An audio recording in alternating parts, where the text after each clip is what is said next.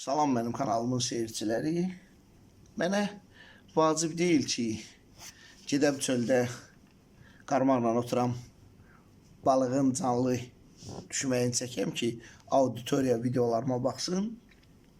Kanalıma abunə olanlar bilir, mən insana dost, qardaş kimi yanaşıram.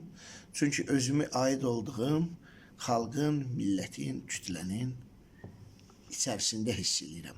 Mənim xalqımın yox, mənim xalqım bütün qaydalara, qanunlara görə yalnız prezident müraciət edə bilər.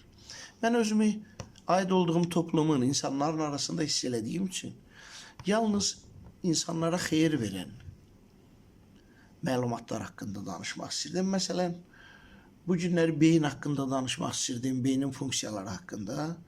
Sadəcə mən ünsiyyətçil insan olduğuma, həm də müəllim balasıyam mən.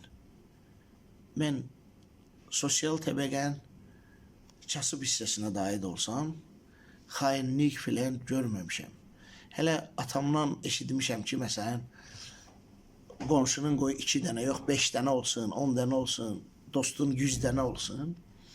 Yəni, bu psixoloji etaplarla böyümüşəm. Və indi dostlarım, yoldaşlarım var ki, həm xanım, həm kişi.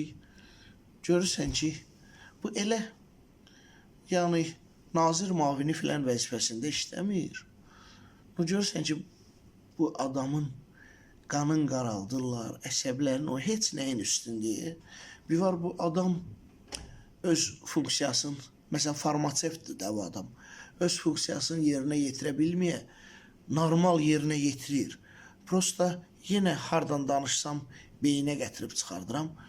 O səni əsəbləşdirən adamın ürəyin, beynin bilmirsən axı. Bilmirsən o nə kinli, küdurətli, məkirli insandır. Ola bilər ki, sən ona heç ümumiyyətlə heç nə eləməmsən. O sadəcə istəyir ki, sənin yerində sözün deməyən, həlim, baş aşağı, Rab, qul xislətli bir adam olsun. Ona görə səni pisikdirir, bezikdirir. Yəni, bütün bunları nəzərə alın. Bu